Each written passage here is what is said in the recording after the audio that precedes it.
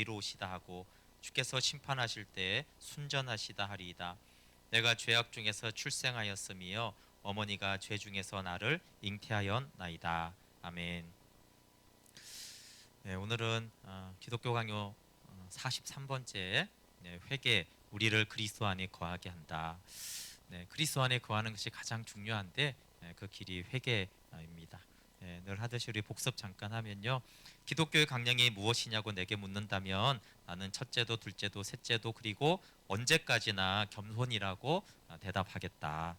네, 선을 위한 결심 과정 성취에서 우리가 무엇을 했다고 주장한다면 그것이 교만이라고 했습니다. 늘 주님이 하셨고 주님이 하시는구나를 인정하고 바라보고 고백하는 것이 겸손입니다.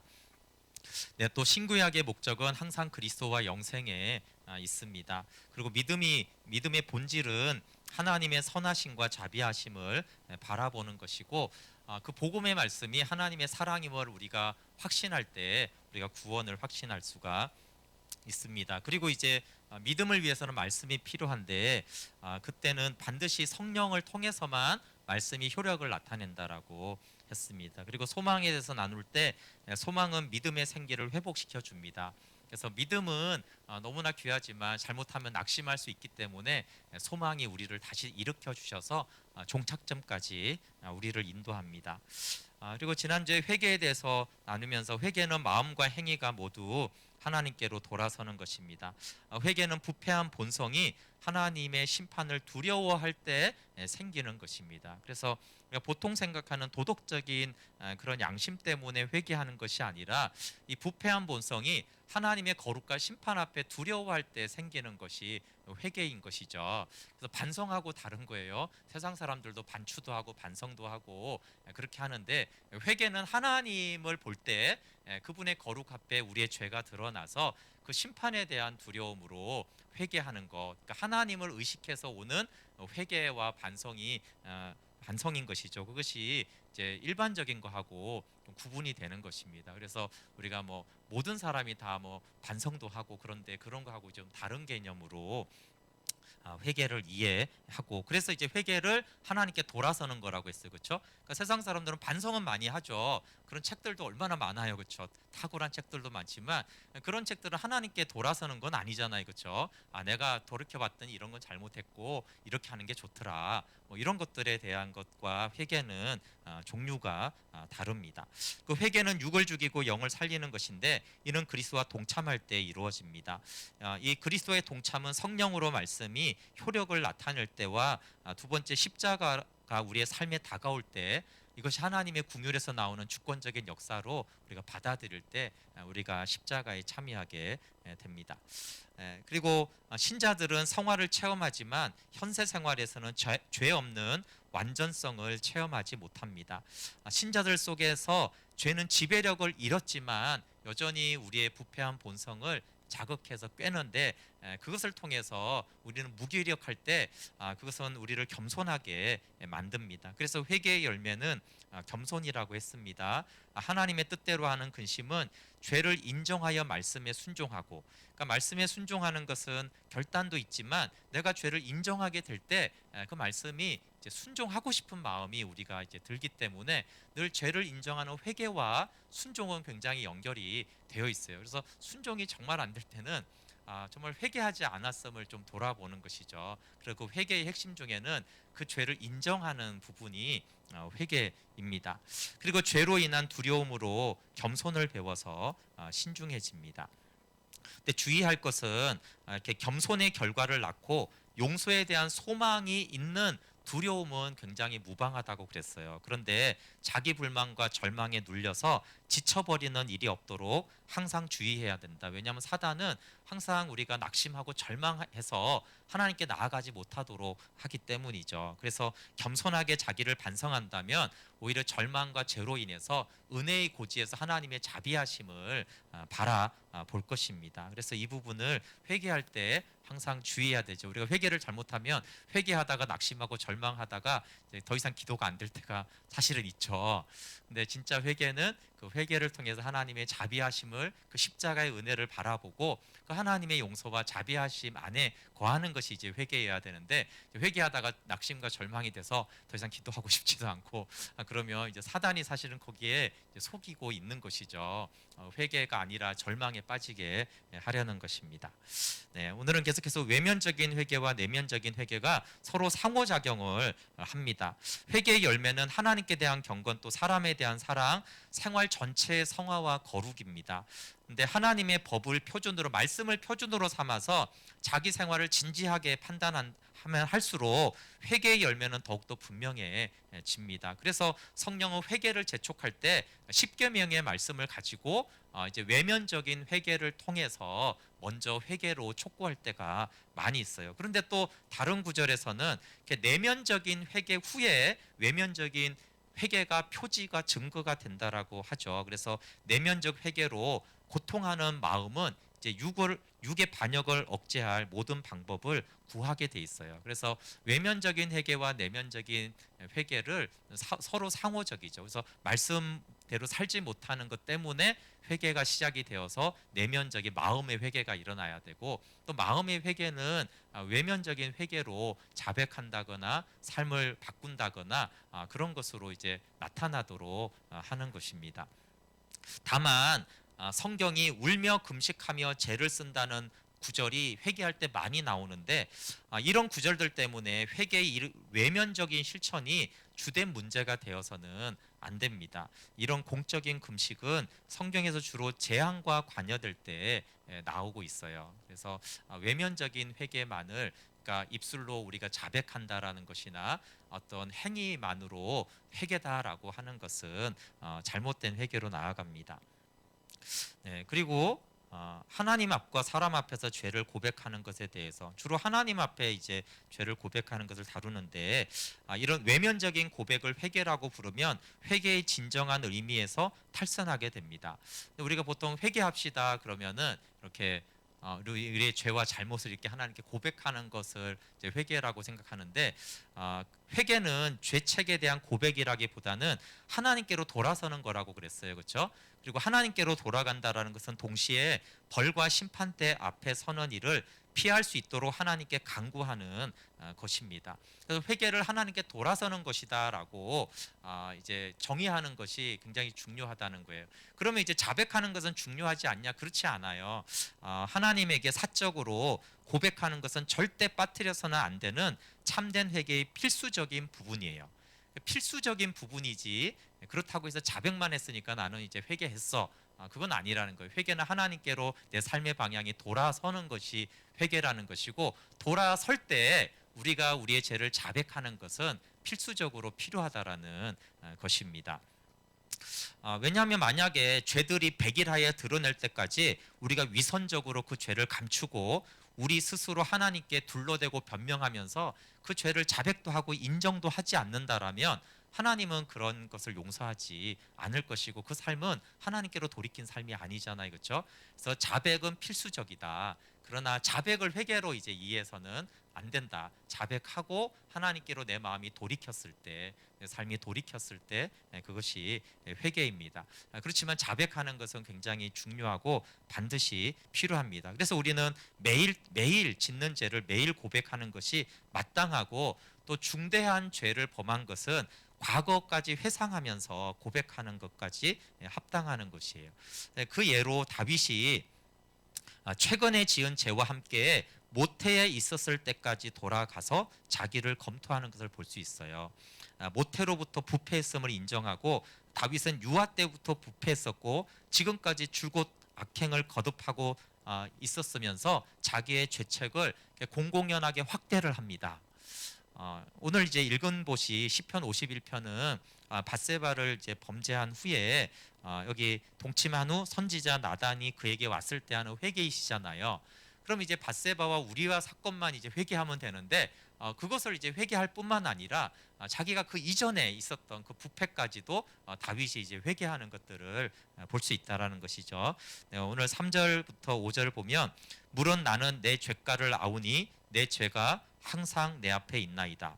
내가 주께만 범죄하여 주의 목전에 악을 행하였사오니 주께서 말씀하실 때 의로우시다 하고 주께서 심판하실 때 순전하시다 하리이다.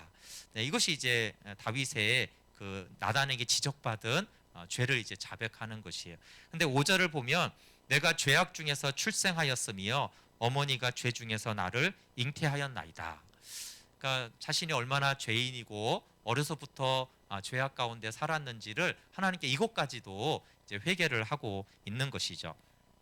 또 시편 25편 7절에 보면 여호와여 내 젊은 시절의 죄와 허물을 기억하지 마시고 주의 인자하심을 따라 주께서 나를 기억하시되 주의 선하심으로 하옵소서. 그러니까 자기의 과거 생활을 검토하면서 하나님 내가 젊었을 때 지은 그 죄와 허물을 용서하여 주시고 자비를 구하잖아요, 그렇죠? 이것은 이제 내 젊은 시절이라고 하는 걸 보면 꽤 세월이 이제 지난 것이에요. 그러니까 이제 매일 짓는 죄를 자백할 뿐만 아니라 정말 중대한 죄가 있다라면 그것까지도 하나님 그 시절의 그 죄들을 주님께서 용서하여 주십시오 이렇게 하는 것이 자백하는 것에 포함이 된다는 것입니다.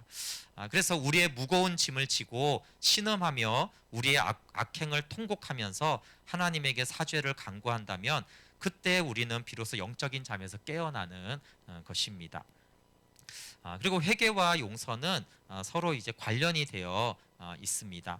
복음은 예수 그리스도이시고 그분의 메시아적인 사역이죠. 그 성경적인 정의고 더 줄이면은 복음은 회개와 죄의 용서라는 두 제목으로 표현될 수가 있습니다.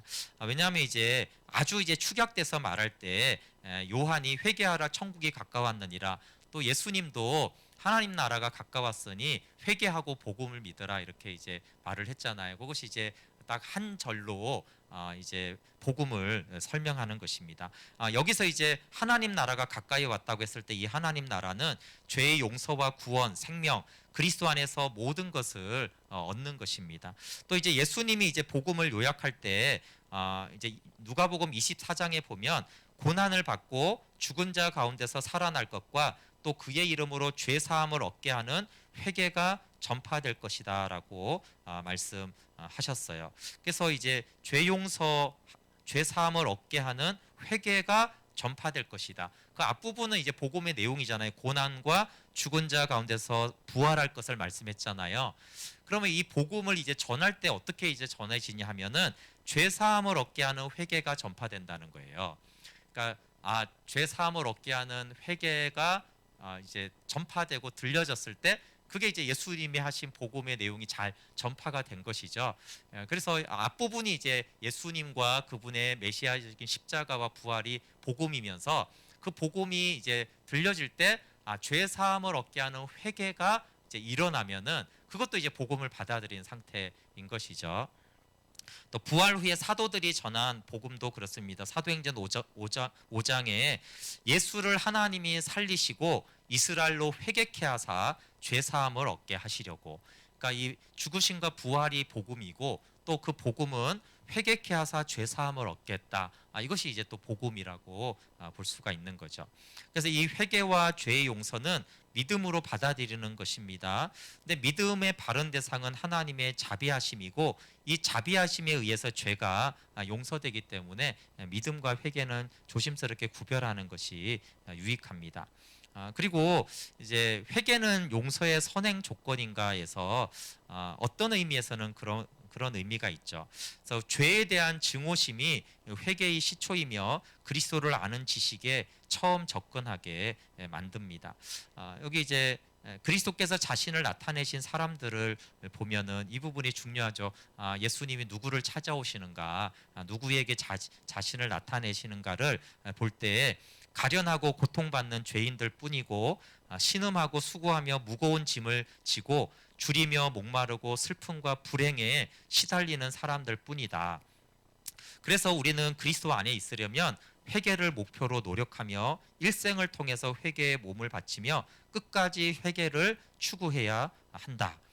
이건 연결된 것입니다. 여기 예수님은 가련하고 고통받는 죄인들만을 찾아오세요. 근데 여기 이제 가련하고 고통받는 것은 빈부차나 이런 걸 얘기하는 게 아니라는 것이에요. 자신의 영혼의 상태가 가련하고 고통받는 죄인이어서 너무나 무거운 짐을 지고 줄이고 목마르고 그래서 이 죄 때문에 불행감을 느끼는 그 사람들만 찾아오셨어요. 그 사람들하고 회개하는 사람은 같은 사람이에요. 그렇죠? 그러니까 부자든 왕이든 그 영혼의 고통과 죄짐을 아는 사람은 회개하는 사람이라는 거. 즉, 이 말은 회개하는 사람을 찾아온다라는 거예요. 그래서 우리가 그리스도 안에 있으려면 회개를 해야 된다라는 거죠. 그래서 일생 동안 회개에 몸을 바치고 끝까지 회개를 추구해야 합니다. 그럼 그래서 회개를 많이 해가지고 너무나 성령 충만했기 때문에 이제는 회개하지 않는 것은 굉장히 이게 아이러니한 오류에 빠진 거죠. 정말 하나님의 은혜를 아는 사람이라면 더욱더 회개할 것이에요. 왜냐하면 회개는 두 가지 측면이 있는데 죄에 대한 회개가 있고 또 하나는 하나님께 영광을 돌리지 못한 것에 대한 회개가 있거든요. 그러니까 정말 회개를 해서 주의 성령이 우리 가운데 충만히 임했다라면 우리의 삶이 하나님께 영광이 되지 못한 것 때문에 회개를 할 거란 말이에요. 그렇죠? 근데 이제 죄가 있을 때는 회개했다가 회개하니까 너무 기쁨이 있으니까 회개를 멈춘다라면 그것은 다시 이제 어두움으로 들어가는 것이기 때문에 회개는 평생 지속되는 것이고 끝까지 회개는 우리가 추구해야 되고 이 회개가 만약에 줄어들었다라면 그것이 은혜를 받고 상황이 좋아져서 회개가 줄어졌다면 어쩌면 그것은 더 불행하고 죄악된 교만의 상태에 빠질 수도 있는 것이에요.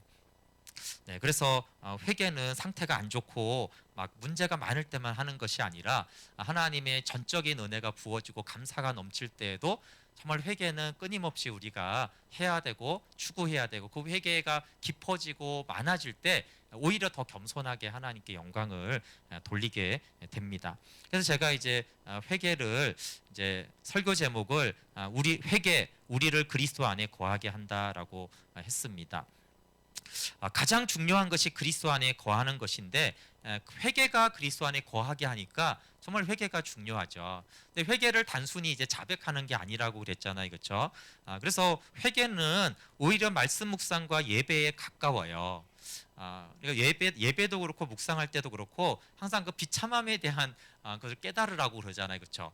그게 아까 말한 예수님은 가련하고 고통받는 비참한 자들만 찾아오세요. 신구약에서 언제나 그런 자들만 찾아오셨기 때문에 하나님 나는 말씀 앞에서 내가 비참한 자입니다라고 고백하는 자만 찾아오니까 우리가 말씀 앞에 내가 얼마나 비참한 자인지를 무화과 나무 잎을 벗고 이제 그 실체를 인정하고 봐야 되는 것이죠. 그런데 그 비참함만은 아니고 그 비참한 자를 어떻다고요? 항상 그 비참한 자를 하나님 찾아오세요. 그러니까 하나님의 인자하심, 그 십자가를 우리가 바라보는 것이죠. 그리고 그 십자가를 우리는 바라볼 때 회개를 할 수 있습니다. 바로 회개를 먼저 하고 그렇게 십자가를 가는 것이 아니고 사실 우리는 십자가를 볼 때에만 진정으로 회개를 할 수가 있어요. 그 회개는 돌이키는 거라고 했잖아요.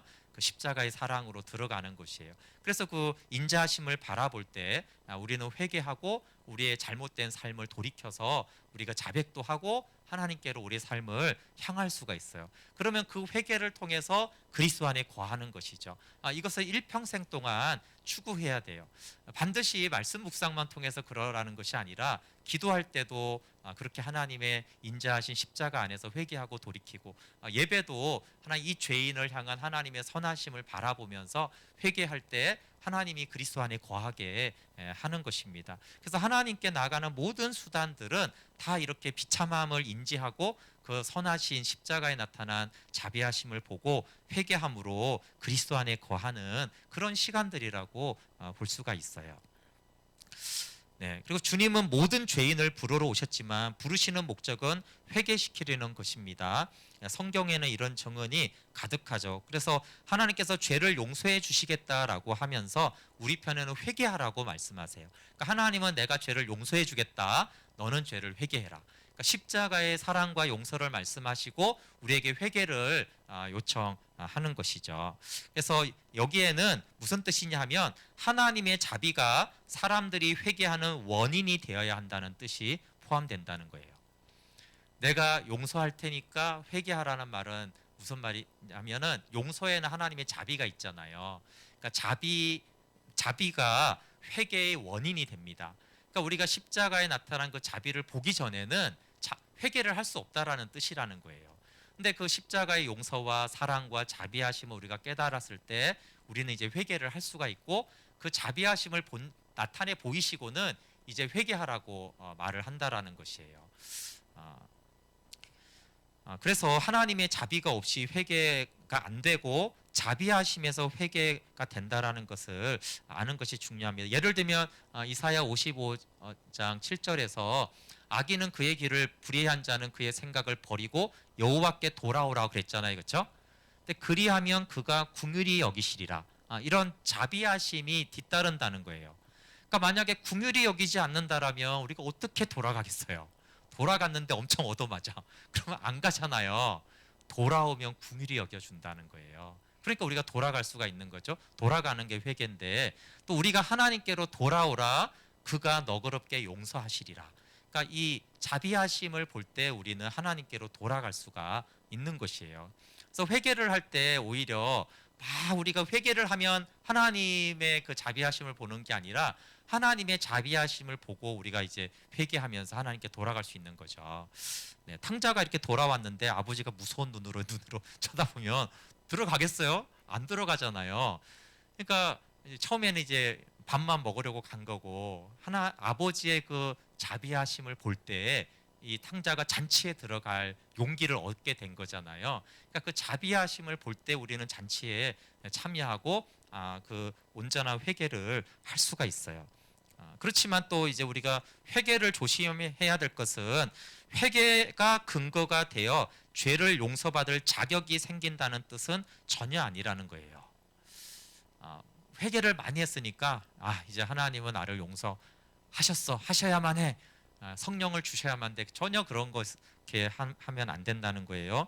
하나님은 만일 우리가 은혜를 얻고 싶으면 회개의 방향으로 가야 함을 알려주세요. 그러니까 우리가 막 은혜를 구하잖아요. 그럼 이제 하나님은 우리의 마음을 회개하는 쪽으로 자꾸 이끄신다라는 거예요. 왜냐하면 은혜를 주려면 회개를 해야 되니까.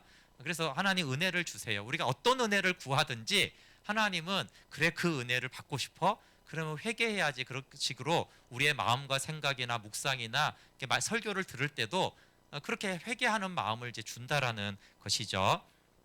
그래서 그리스도인의 일생은 육을 죽이기 위해서 끊임없이 훈련하는 방향이 되어집니다.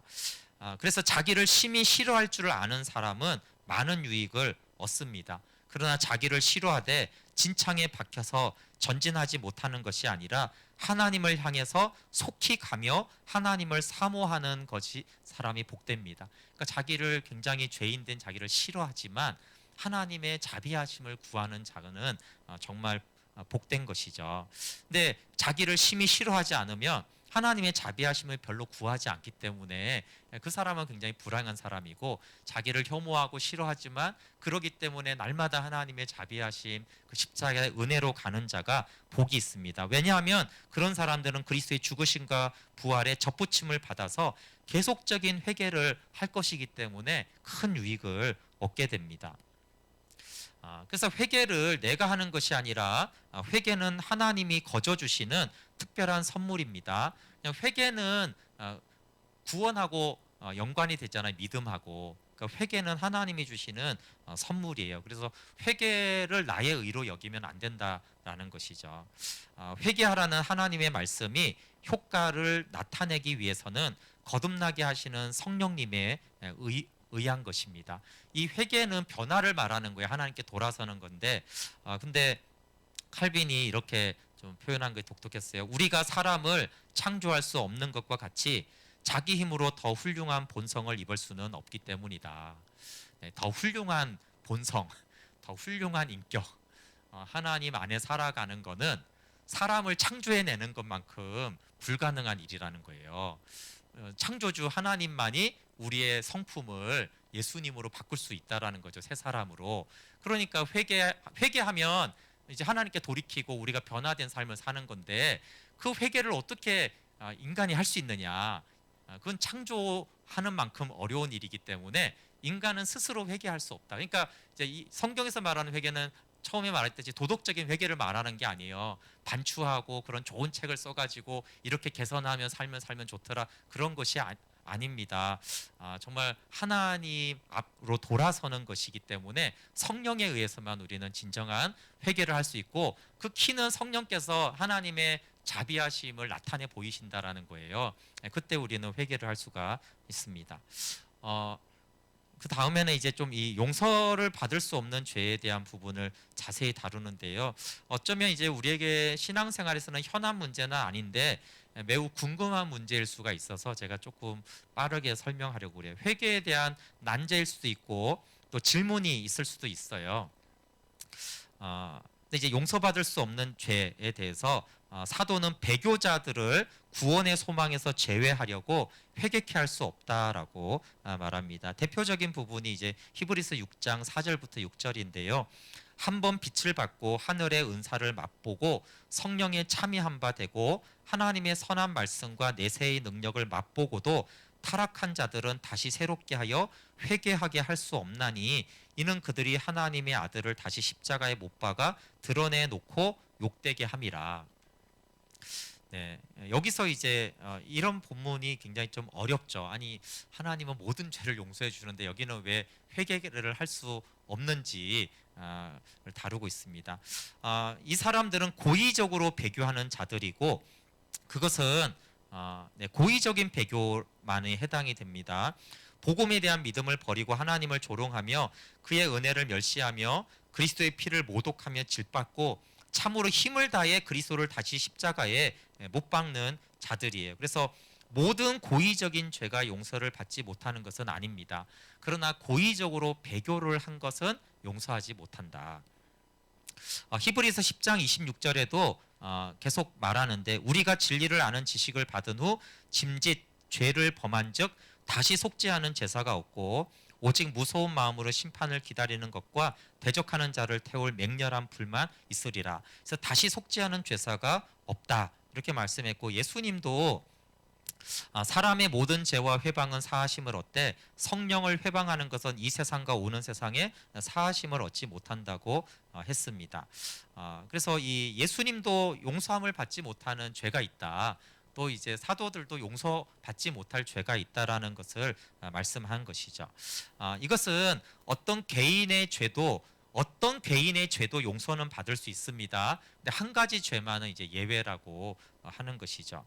이 죄는 절망적인 광기에서 생기는 것이므로 연약하기 때문이라고 할 수 없고 그 사람이 마귀에게 사로잡혔다는 것을 분명하게 보여줍니다.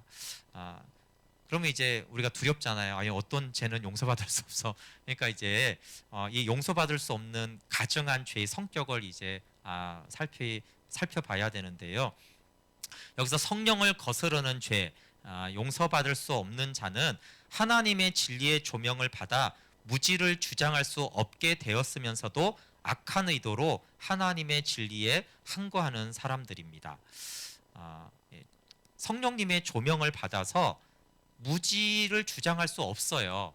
그런데도 악한 의도로 고의적으로 하나님의 진리를 반대하는 사람들을 그런 죄를 말해요. 그들은 자기들이 논박하며 반대하는 것이 하나님의 말씀인 줄을 확신하면서도 그 양심이 여전히 반대를 계속 합니다. 이런 사람들은 성령의 사역인 조명에 반항하기 때문에 성령을 거스려 회방하는 것입니다. 예수님이 성령을 회방한다는 말씀도 이제 그 마가복음의 본문에 나오는데요. 예수님이 이제 귀신을 쫓아낸 것을 대해서 이제 마귀에게 사로잡혀서 귀신을 쫓아낸다 이렇게 말을 했어요. 여러분, 그냥 마귀에게 사로잡혀서 귀신을 쫓아내 이렇게 이제 말을 해서 성령을 회방하는 죄가 아니라 예수님이 행하신 일들을 이제 마가복음만 보면은 이런 중풍병자를 고쳤어요, 그렇죠? 그리고 이제 나병 환자도 고치죠. 그것만이 아니라 수많은 각종 질병을 지켰다라고 고쳤고요. 많은 귀신을 쫓아냈어요. 근데 이 정보가 있단 말이에요. 마귀의 힘을 힘입어 중풍병자를 고칠 수 있습니까? 없잖아요. 그러니까 단순히 당신 이게 성령의 일을 이제 무지해 가지고 이해돼서요. 무지해서 정말 몰라서 그건 마귀의 짓이야 이렇게 한 것이 이제 그런 게 아니고 안다라는 거예요. 성경을 알고 하나님을 어느 정도 알면은 이게 마귀의 짓일 수가 없고 이건 하나님의 역사임을 인정할 수밖에 없는 상황인 거예요. 그런데도 이제 예수님이 짜증 나잖아요. 일단 그 전체로 보면은 막 죄인들하고 같이 있고 하여튼 여러 가지 이제 율법적인 논쟁을 하고 그러면서 이게 제거해야겠다라고 생각을 하니까 제거의 대상이니까 이제 반대를 해야 되잖아요.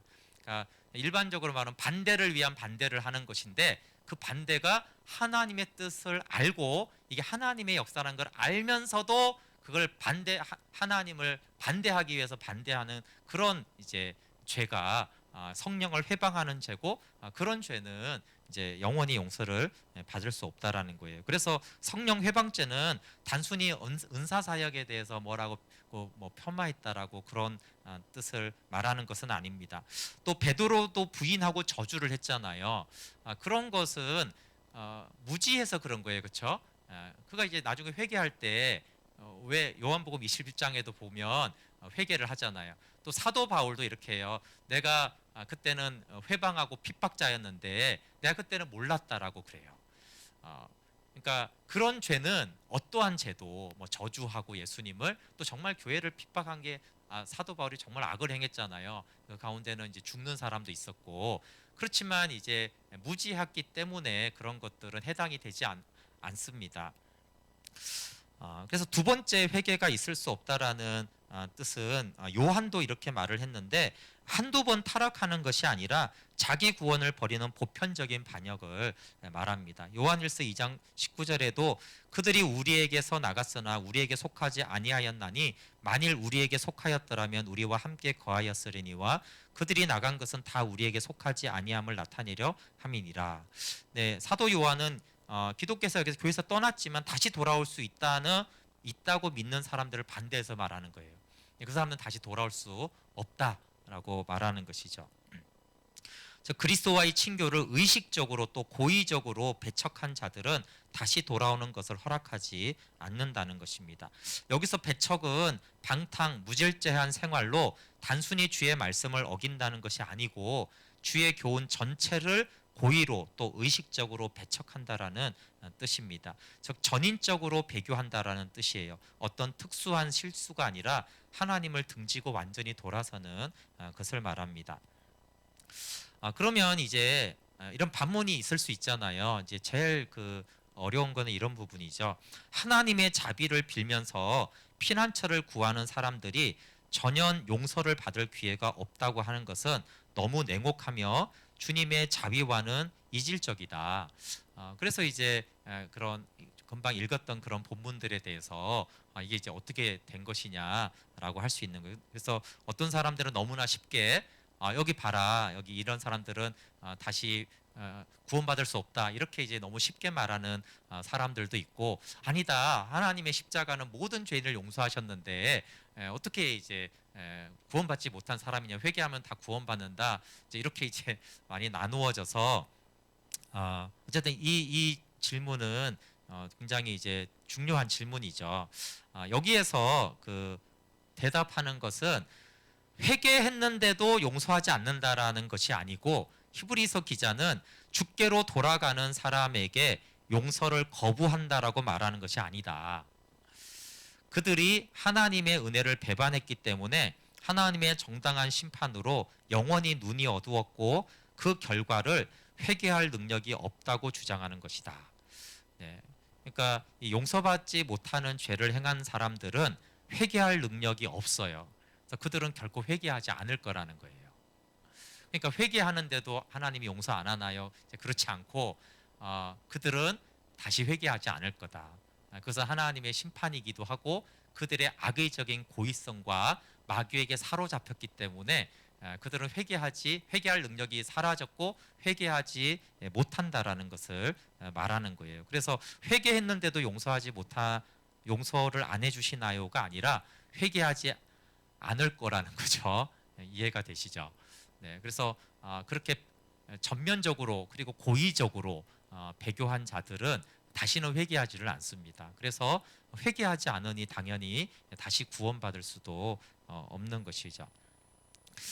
근데 좀 구분을 해야 될 거는 근데 성경에서는 아니 회개를 하던데요 이런 얘기를 또 하는 것에 대해서 불경건한 사람들이 궁지에 빠졌을 때 느끼는 불안의 표시는 회개가 아니다라고 말하는 거예요. 그러니까 스가랴 7장 13절에 내가 불러도 그들이 듣지 아니한 것처럼 그들이 불러도 내가 듣지 아니하리라. 뭐 이런 예언서의 말씀이 꽤 많거든요. 근데 왜 예수님 하나님은 왜 불러도 대답하지 않지? 어떤 데는 부르면 내가 응답하리라 이렇게 말씀하시고 이런 것에 대해서 구분할 필요가 있는 것이에요. 정말 회개해서 주님을 부르면 하나님이 응답하시고 용서하시죠. 그런데 이 말은 회심이나 하나님에 대한 호소가 있다는 뜻이 아니라는 거예요. 이들이 이렇게 말하는 것은 하나님의 도우심이 우리에게서 떠난 것이 이제 괴로워하고 도움을 간구하는 것이 아닌 거예요. 그러니까 불안을 표시한다라는 것이죠. 여기서 우리가 깊이 주의하지 않으면은 하나님은 에스겔서 18장 21절 22절에 악인이 회개하기만 하면 곧 자비를 베푸시겠다고 선포하신 이 에스겔의 말씀과 안 맞는 거예요. 그럼 어떤 데는 악인이 돌아와서 회개하면 나는 사는 것을 원한다 이러시고 어떤 데는 나를 부르고 회개해도 나는 용서 안 한다 이러면 이제 하나님이 자기 분열이 생기잖아요. 그렇기 때문에 하나님께서 먼저 은혜를 베풀지 않으시면 사람의 마음은 개선되지가 않습니다. 버림받은 자들이 재난을 당해서 그 타겟책을 찾기 위해서 하나님을 찾으면서도 하나님께서 가까이 오시면 여전히 도망해 버리는 상태에서 고뇌하는 것을 회심이니 기도니 하고 부르는 것은 합당하지 않다. 네, 그러니까 회개는 자신의 죄를 두려워하고 인정하고 하나님께 돌이키는 거라고 했잖아요. 근데 여기 이제 회개가 아닌데 우리가 회개처럼 보이는 게 뭐냐면 이제 환란이 오고 이제 심판이 있으면 궁지에 몰렸으니까 사람이 불안하잖아요. 근데 이제 하나님이 어떤 식으로 일하시는지는 아는 거예요. 그런데 하나님께 돌아갈 마음은 없어요. 즉 하나님께 뜻대로 살 마음도 없고 하나님 말씀에 순종할 마음도 없고 하나님과 연합할 마음도 없고 하나님과 즐거이 동행할 마음도 없어요. 단지 이 고난과 이 괴로움을 벗어나고 싶은 거예요. 그러니까 하나님께 이 재난에 대한 타겟책으로 하나님을 찾는 거죠. 그러면 이제 하나님이 다가오시잖아요. 그럼 어떻게 해요? 아니 하나님 문제 해결만 해달라고 그랬지 언제 나한테 오라고 그랬어요. 저리 가세요. 아니면 도망간다라는 거예요. 그 거룩함 앞에 거룩하고 싶지는 않은 거예요. 이해 가시죠? 그러니까 그렇게 하나님께 막 기도하고 구하고 도와주세요. 제가 잘못했어요. 근데 그러면 너 말씀에 복종해라. 자기를 부인해라. 그런 거 싫고요. 그런 거 싫고 이 문제를 해결해 주세요. 그런 거는 회개가 아니라는 거예요. 그리고 엄밀히 기도도 아니다. 근데 성경에 보면 이제 그런 류의 기도와 회개처럼 보이는 것들이 많이 있다는 거예요. 그것에 한해서 하나님은 네가 불러도 나는 듣지 않을 거야 라고 말했다는 거예요. 그렇기 때문에 그런 불안을 표시하고 문제를 타개하기 위해서 막 하나님께 얘기하는 거는 회심이나 회개나 기도가 아니다. 그러니까 그런 거에 대해서 하나님이 듣지 않는다라고 했을 때, 그러니까 이제 배교한 자들도 그럴 수는 있다는 거예요. 배교하니까 정죄감이 들고 막 그러니까 잘못인데 그렇게 막 하는 거는 아니고 정말 그들이 하나님께 돌아오는 것이죠. 그런 걸 회심이나 기도라고 하면 안 된다라고 하는 것이에요. 마지막으로 이제 가짜 회개와 진짜 회개를 다루고 말씀을 마치려고 합니다. 그런데 아합의 회개 같은 경우 보면은 의문이기도 하고 아니면 칼빈의 이제 설명이 이제 맞다라는 것을 알 수가 있는데, 아합은 정말 문제에 대한 타겟책을 찾기 위해서 하나님 앞에 자기를 낮추고 회개를 했어요. 그러니까 회개처럼 보이는 걸 했어요. 근데 여전히 그의 마음은 완악했거든요. 그러니까 아합은 가짜 회개를 한 거예요. 근데 이 가짜 회개를 했는데도 불구하고 하나님은 자비를 베푸셨어요. 설명은 길게 할 필요는 없을 것 같아요. 열왕기상 21장에 있는 아합은 아주 악한 왕인데, 그렇지만 위선자들이 얼마 동안 용서를 받았지만 하나님의 진노는 항상 그 위에 머물러 있었습니다. 아합은 벌을 경감받았어요. 근데 그것은 단지 그가 살아있는 동안 그 벌을 느끼지 않았다는 것뿐입니다. 결국 하나님의 저주는 그의 집안에 머물렀고 그는 영원히 멸망했어요. 그러니까 이 아합은 가짜 회개를 했는데 두 가지 면이 있다는 거예요. 가짜 회개에도 하나님은 그가 살아있는 동안에는 자비를 베푸셨어요. 그러나 그가 가짜 회개를 했기 때문에 그에게 영생을 주시거나 영원한 구원을 주지는 않았어요. 결국은 그의 집안에 나중에 이제 멸망하고 막 비참하게 되고, 그리고 그의 영혼은 이제 저주를 받았잖아요. 그러니까 그것은 사실은 온전한 회개도 온전한 구원은 아니었다는 거예요. 에서도 마찬가지인데, 에서는 거절당했지만 그의 눈물로 인하여서 현세의 축복만은 허락을 받았어요. 그래서 에서가 이제 현세에서는 이제 부자가 되잖아요, 그렇죠? 근데 그것은 하나님은 영생의 복을 주시는 것이 진짜 복이기 때문에 가짜 회개에는 영생의 복을 주시지는 않습니다. 그렇지만 하나님의 자비하심을 이제 오히려 나타내는 것이죠. 그리고 하나님이 얼마나 자비하시냐면, 그렇게 에서나 아합처럼 가짜로 회개해도, 그러니까 그 당시에는 진심인데 정말 하나님께 삶을 돌이키고 회개하지 않고 그렇게 회개해도 하나님은 자주 손을 내밀어 그들의 재난을 완화해 주셨어요. 시편 78편에서도 그러나 그들이 입으로 그에게 아첨하며 자기 혀로 그에게 거짓을 말하였으니 이는 하나님께 향하는 그들의 마음이 정함이 없으며 그의 언약에 성실하지 아니하였음이로다. 하나님을 향하는 마음의 정함은 없어요. 그런데 입으로는 하나님에게 아첨을 한다는 것이에요. 이스라엘 백성들이. 그래서 정함이 없이 하나님 용서해 주세요, 도와주세요, 이렇게 말하는 것이 그 말이 사실 거짓말이라는 거예요. 그 기도가. 그런데도 하나님은 항상은 아니에요. 종종 자주 그들에게 자비의 손을 내미셔서 그 재난을 완화해 주셨어요. 이렇게 하나님은 지극히 인자한 처사를 통해서 그들을 진지한 회심으로 인도하려 하셨고, 또한 그들을 변명할 여지가 없게 만드셨습니다. 그럼 왜 가짜 회개에 대해서 이렇게 선을 행하셨냐라고 했을 때, 하나는 진지한 회심으로 인도하려 한다는 거예요. 만약에 아합이 그런 자비를 받고 진짜 회심했다라면, 그쵸?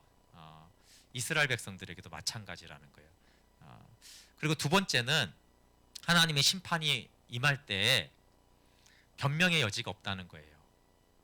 아첨하고 거짓말로 하는 그 기도에도 하나님이 응답해 주셨는데도 불구하고 돌아오지 않은 자들에 대한 하나님의 심판에 대해서 이제 심판받을 때 이제 변명할 말이 없게 하시려는 거라는 거예요.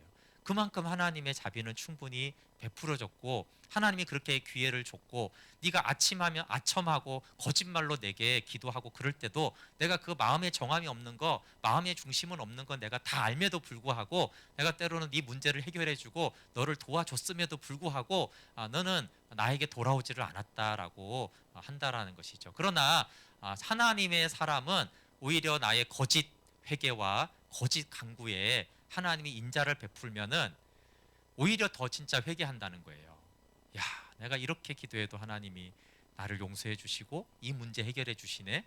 나 진짜 회개하고 진짜 마음 돌이키고 진짜로 믿은 기도 아니었는데 하나님이 거기에도 응답해 주시는 그 선하시고 자비하신 하나님께 정말 오히려 그 자비하심 때문에 완악한 마음이 녹아져서 회개를 한다라는 것이죠. 그래서 그 두 가지를 하나님께서 목적하십니다. 그래서 경건한 사람들은 생활을 고칠 용기를 얻게 해요. 그렇죠. 하나님을 진짜 사랑하는 사람들은 가짜 회개에도 자비를 베푸시는 그 하나님의 자비를 볼 때 우리가 용기를 얻잖아요. 그렇지 않습니까? 야, 하나님은 가짜 회개에도 종종 은혜를 주시는 하나님이야. 그래서 하나님을 정말 찾고 싶은 사람에게는 큰 위로와 격려가 되는 거예요. 왜냐하면 우리도 항상 잘하는 건 아니잖아요. 기도는 하고 있는데 마음의 중심은 별로 없고, 그렇게 기도할 때도 야, 하나님은 정말 자비하시다라는 것에 대한 그 소망을 갖게 하시면서 경건한 사람들이 정말로 회개할 수 있도록 용기를 북돋아 주는 것이고, 또 완고하게 핍박을 하는 교만한 자들은 더욱 엄한 정죄를 받게 만드십니다.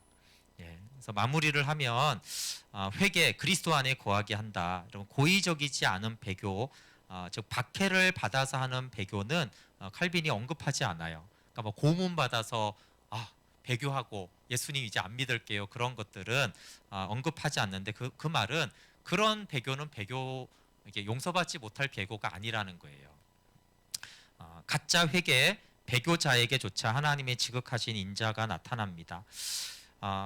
그래서 이 칼빈이 전적인 은혜를 강조했는데, 그가 하나님의 인자하심을 바라보는 것이 믿음이라고 했잖아요. 저는 이 마지막 부분에서 칼빈이 그 아합을 또 에서를 보면서 하나님이 그런 거짓 회개자들에게도 자비를 베푸시는, 그래서 정말 칼빈은 그 하나님의 인자하심과 자비하심을 보는데 정말 탁월한 그런 믿음의 사람이었구나라는 부분들을 좀 보게 되는 것 같아요. 그래서 그리스도와 영생을 증거하는 성경에서 우리도 모든 본문에서 인자와 신실하심을 봐야 돼요. 그래서 야고보를 볼 때만 인자함을 보는 게 아니라 에서는 버렸네, 하나님 무섭네, 그것만이 아니라 야, 에서에게도 인자를 베푸시는구나. 그렇죠? 이방인에게 이렇게 이방인은 좀 구약을 보면 그렇지만 여러분, 모든 민족에게 복을 주려 하심이라고 하는 말 계속 하시잖아요. 그러니까 야, 이방인에게도 하나님은 자비하심은 있구나. 그래서 하나님을 떠나고 때로는 하나님을 배척하고 때로는 가짜 회개를 하는 그들을 통해서도 우리는 하나님의 인자하심과 선하심을 볼 수가 있어요. 그래서 계속되는 참된 회개가 그리스도 안에 거하게 합니다. 우리가 항상 비참한 나를 십자가에서 용납하신 그 하나님 앞에서 회개함으로 그리스도 안에 거하면 좋겠습니다. 네, 우리 함께 찬양하고 기도하겠습니다.